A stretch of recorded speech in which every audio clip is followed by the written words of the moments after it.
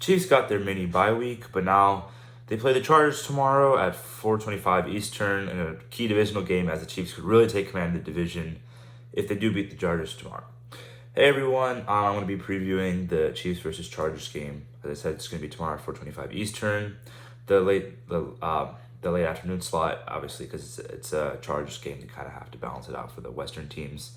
And yeah, so we're just going to talk a little bit about what the Chiefs and Chargers have been doing this year and what the Chiefs can do good to try and win this game. So, for the last game for both of these teams, the Chiefs beat the Broncos on Thursday Night Football. And then on Monday Night Football, the Chargers lost the Cowboys. It's really good for us, if you're a Chiefs fan. So yeah, I mean the Chiefs, just based on that, they have a 4-day rest advantage, just based on the fact that they played on Thursday and then the Chargers played on a Monday. So like not the most fair for the Chargers, but like we don't care about the Chargers here. So good that the Chiefs have the advantage in that sense. A lot of Chargers injuries actually, like I think Alohi Gilman was their starting safety, or at least their nickel safety, is injured. He's not going to be playing in this game. I know Derwin James could also be not playing in this game. I think he was practicing all week up until Friday, and then Friday he didn't practice. So we'll see. He probably will like gut through and play this game.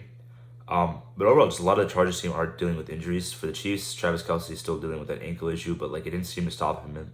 It didn't seem to bother him in the last game. Justin Watson is going to be out. They didn't put him on IR, but he's going to be at least like 2 or 3 games. So he's out for this game, and I think Jalen Watson is questionable for this game. So those are the Chiefs injuries and Chargers injuries. Some news about the Chiefs this week specifically is that they released both Montreal Washington and Keandre Coburn to make room for Charles Omenihu coming back to the active roster, coming back from suspension, which we've been hoping for this whole time. It's going to do great for the pressure when we talk about the defense. But the Chiefs also traded for Mecole Hardman a 7th round pick for Mecole Hardman a 6th round pick for the Mecole Hardman and a 7th round pick for the Jets. The Jets traded Mecole Hardman and their 7th round pick for the Chiefs 6th. Yes, that's what the trade details were. So Mecole Hardman's coming back. Just by him, like the Chiefs trying to trade for him, actually trading for him, it tells you they don't really have as much trust in their receivers right now. They kind of want that weapon that Mahomes has been used for 4 years before this. Not the greatest production out of him. Last year he got injured. He actually told the reporters today, this week during his press conference, that like the abdominal issue that he was dealing with last year put him in the hospital for 4 days, like, and he couldn't really feel his legs. That's just horrible to hear. He did gut through and play through that Chiefs AFC Championship game, a couple key catches in that game, but he got hurt again. Couldn't really play in the Super Bowl. I mean, that's expected, but like he got a Super Bowl ring again, 2 Super Bowls with him for the Chiefs in his 4 years. It's just a great thing for him. He went to the Packers just to play with Aaron Rodgers. Obviously, that didn't turn out too well for Aaron Rodgers or for Mecole Hardman. So coming back to the Chiefs, he could be good in the red zone. He could be taking a lot of these jet sweeps and motions that Kadarius Toney just doing right now. It's a lot of unnecessary random things that you're just kind of wasting on Kadarius Toney. Mecole Hardman has been doing those things, had been doing all those things in his career at Kansas City. So you get that guy in the right back. He was really good in the red zone last year for the Chiefs, and Chiefs, as you know, just struggled against the Broncos in the red zone.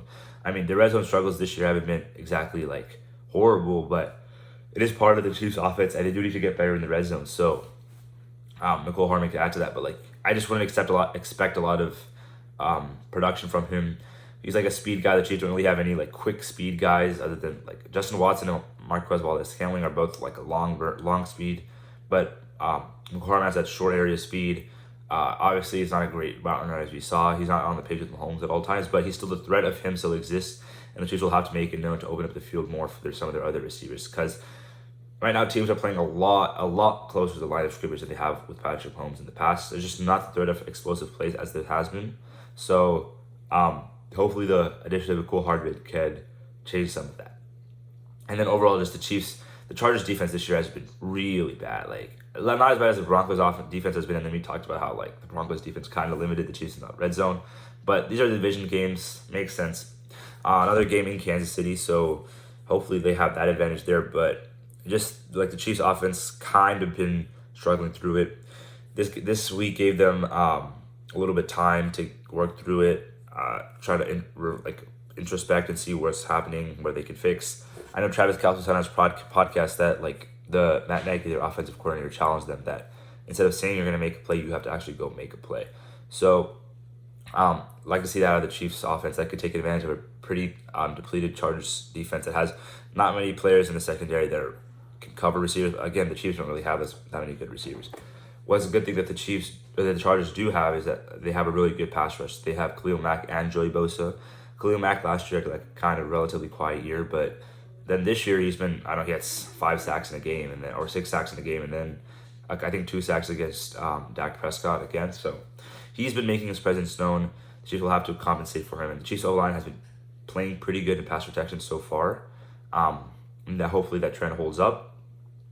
And then Chargers linebackers, we did take one of the best Chargers linebackers last year, Drew Tranquill. He's on the Chiefs now. So just overall, like, the Chargers lack a lot of talent in their secondary and linebacking room. Obviously, they have Derwin James and Asante Samuel Jr., but Asante Samuel Jr. can be had. Derwin James is one of the best safeties. They try to like make that thing last year where he was, every time he matched up with Travis Kelce wouldn't play as good. And then we saw the second Chargers game last year when Travis Kelce just had 3 touchdowns, took the game-winning touchdown, ran right past Derwin James. So no one can really cover Travis Kelce is what I'm saying here. So that's what they should take advantage of, especially if Derwin James is out. Like, Travis Kelce has been playing great. You don't want to overuse him, but you kind of have to lean on him as the receivers get more help. But you would also like to see the receivers doing a lot better this week as they have gotten the extra they have an extra half a week to prepare for their second part of their season, like this middle third of their season. And then the Chiefs defense still playing amazing, like lights out against the Broncos. They've just been playing great the whole season. They're going against a pretty star-studded Chargers offense. So like Keenan Allen's having a really good year compared to where he was last year. Justin Herbert's playing, I wouldn't say better, but he's playing like himself, and himself is pretty good. You know, he still chokes away most of the games though. I mean, as against the Cowboys, he threw a game-losing interception. You could say it's not really his fault, but like, you really should be making that play. Really should be trying that throw there. Sorry about that. Just overall, the Chargers offense has like Quentin Johnson. You know, I think I wanted the Chiefs to draft him. He's been kind of like, I think Rashee Rice is ahead of him, definitely ahead of him in production, where he is on the team. That kind of is worse. It's kind of bad for Quentin Johnson because Mike Williams out. You kind of need to rely on that guy. But they still have Joshua Palmer. Austin Eckler came back last week, looked pretty good. Their tight end Gerald Everett is pretty good. Offensive line is decent. You know, just like it's pretty much the same offense that always has. Keenan Allen's been playing a lot better this year, though, like I mentioned. He's gonna have Trent McDuffie, L'Jarius Sneed are gonna have their hands full. But we've seen this year they stood to test. Like almost every receiver they've played, they've locked him down. They've locked them down essentially. You know, even 2 weeks ago, Justin Jefferson got locked down. Probably with I want to say a better quarterback, but like not even necessarily a similar quarterback, but like similar in production at least this year. Justin Jefferson was still locked down with the Chiefs. So hopefully the Chiefs can do something with the Chargers offense here. And we know how bad of a coach Brandon Staley is. Like, this man, I don't know how the Chargers have kept him. I think this is probably his last year. If he doesn't prove it this year, he's probably out. But like, just horrible coaching decisions, like terrible 4th down calls. Like when he should be going for it on 4th down, he doesn't go for it. And when he shouldn't be going for it on 4th down, he does go for it. It's just like a little bit of like, if you're gonna stick to something, stick to like what you do and don't try to flip flop between situations. So that's what I have to say about Brandon Staley. Just like overall, this Chargers offense has a lot of potential, but like every single year they play down. They don't play as good as they should be. Chargers have a lot of injuries. Again, it's happening this year. Mike Williams is already out for the year. Chargers could definitely win this game. They have a lot of firepower. But I do think the Chiefs take this one. I mean, the Chargers are in a bad place right now. If the Chiefs do win this game, they take control of the division already. The Chiefs move to 6-1. I think the Chargers will go to 2-4 or 2-5. No, 2-4 because they had their bye week. So yeah, they're now already like a 5-game lead basically on the Chargers with the tiebreaker. So there you have it. I do think the Chiefs win this game. But the Chiefs have been playing a lot of weird games. It's going to be close again. I just know it is. And I'll see you all after the game tomorrow. Thankfully not a late game. Gonna turn a little bit early. So see you guys then.